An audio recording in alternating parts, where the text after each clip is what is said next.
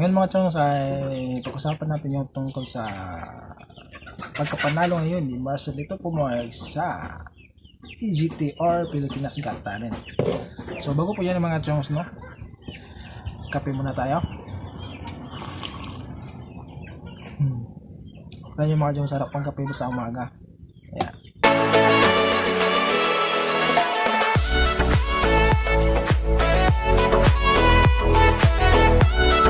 So ayan nga mga chongs, no, nagwagi nga si Marcelito Pumoy sa AGT or America's Got Talent.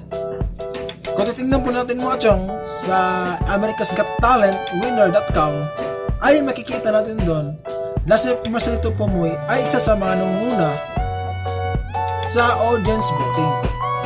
Now, kung titingnan natin doon si Marcelito Pumoy ay nakakuha ng 50% at yung Von Vitabol naman ay nakakuha ng 30%. At si Angelina Jordan naman ay nakuha ng 20%. So dyan mga chongs ay makikita po natin na malaking chance na po ang pagkapanalo ni Marcelito Pumoy sa AGT.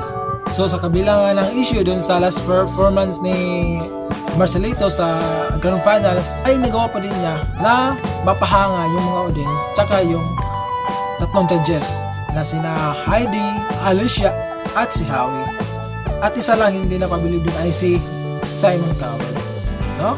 Kung nakita niyo yung last interview ni MG Philippe kang Marcelito Pumoy, kung bakit yun daw ang kinanta ni Marcelito, yung Beauty and the Beast, ayun nga ay sinabi ni Marcelito ay nauubusan ng oras, no? Kasi ang gusto daw sana ni Simon Cowell na yung kakaiba naman yung kantahin ni Marcelito, no. Kasi hindi na siya nasurpresa doon sa kinanta ni Marcelito noon sa semifinal. Hinamon ni Simon Cowell si Marcelito na kumanta siya ng iba, yung bang pasabog ba, yung pang grand final na performance. So yun nga, sa grand final final performance ni Marcelito ay hindi na napatayo si Simon Cowell kasi nga hindi daw siya napaglilib ni Marcelito. Kasi daw ang kanta ni Marcelito ay parang pang hindi pang grand final ba, kasi dapat daw grand final na dapat yung pasabog talaga yung kantahin niya, yung pang finishing na ba na kanta, yung parang pang grand champion na talaga yung kanta niya, yung pang grand final na talaga yung dapat yung kantahin.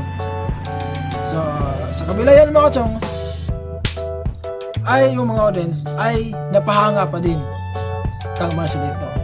Yan mga chongs, congratulations ulit po kay Marcelito Pumoy sa kanyang pagkapanalo sa AGT or America's Got Talent. Ayun ay isang malaking karangalan po yan, Marcelito, na pakita mo sa buong mundo ang talentong Pinoy. So yun mga chongs, maraming salamat po sa inyong panonood sa aking YouTube channel, and don't forget to subscribe sa YouTube channel and i-click sa aking bell button para kayo ay mag-updated po sa aking mga latest videos na aking in-upload dito sa aking YouTube channel. So once again, congratulations and mabuhay!